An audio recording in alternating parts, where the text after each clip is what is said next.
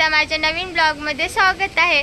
आमच्या इथे आठवड्याचा शुक्रवारचा बाजार असतो आणि संडेचा पण असतो। तर आज आम्ही शुक्रवारचे चाललो आहे बाजारात आणि स्वराजला बघा इथे घरीच ठेवलंय, त्याची मामाची आई आली आहे। तर आता आम्ही गाडीवरती चाललोय। चला भेटूया, तुम्हाला दाखवते आमचा आठवड्याचा बाजार। त्यांची बघा काय झाली माग कॉमेडी। आमचा नवीन बंधारा झालेला आहे, त्याला बघा तिरंगाचा आपला कलर दिलेला आहे। शेजारीच राजगुरूंचा वाडा सुद्धा आहे, तुम्हाला एकदा ब्लॉग बनवून दाखवेलच मी आठवड्याच्या बाजारामध्ये।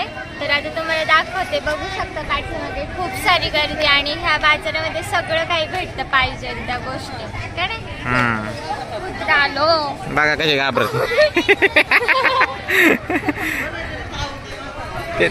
चला घाबरली का? किती भारी पण आहे ते कुत्रा। जा मग दर त्याला।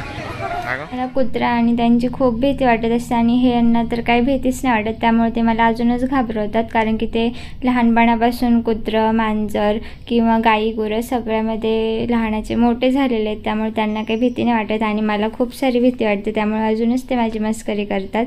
आणि ते बघा मला बटाटे वगैरे निवडू लागतात, तेच मला कधी कधी सांगत असतात हा हिरवा बटाटा आहे तो घेऊ नको हे ते।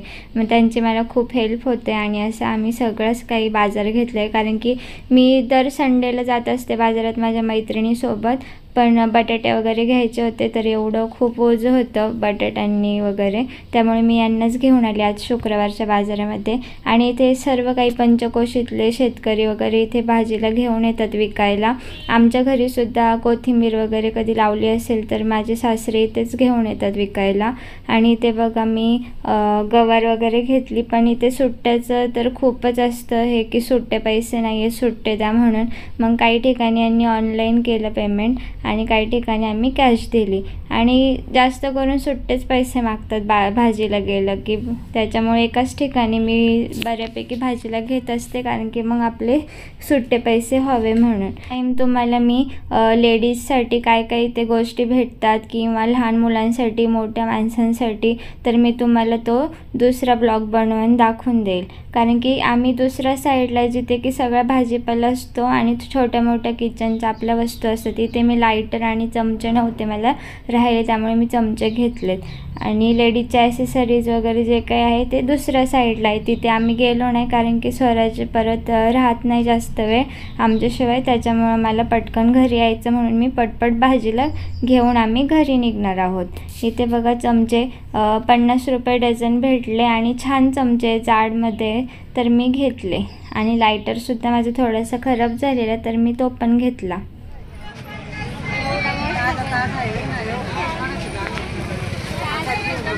किती रुपये?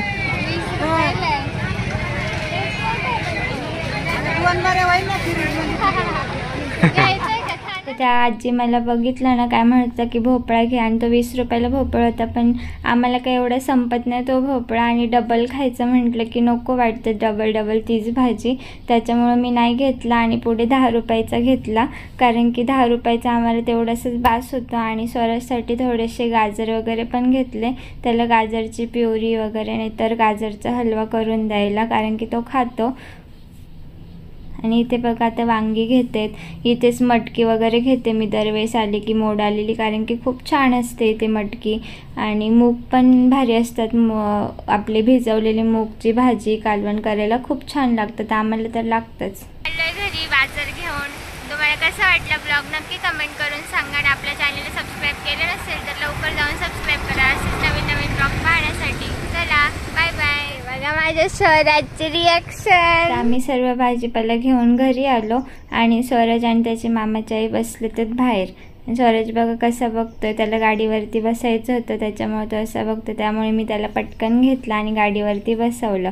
थोडेसे आता हे ओट्यावरतीच त्याला फिरवतात कारण की त्यातच तो खूप खुश होतो। आणि कसा वाटला आमचा आठवड्याचा बाजार नक्की सांगा आणि तुम्हाला एक दिवस मी रविवारचा सुद्धा आमचा बाजार दाखवेलच आम्ही दोघी मैत्रिणी गेला की। आणि नक्की असे ब्लॉग पाहण्यासाठी माझ्या चॅनलला सबस्क्राईब करून ठेवा आणि कसे वाटतात ब्लॉग तुम्हाला पाहायला, काही चुकत वगैरे असेल तर नक्की कमेंट करत जा आणि असेच मला सपोर्ट करत जा। आता इथे घरी आल्यावरती हेच काम असतं, भाजीला सर्व काही निवडायचं, कारण की सगळं व्यवस्थित करून ठेवलं की खराब पण होत नाही भाजीला.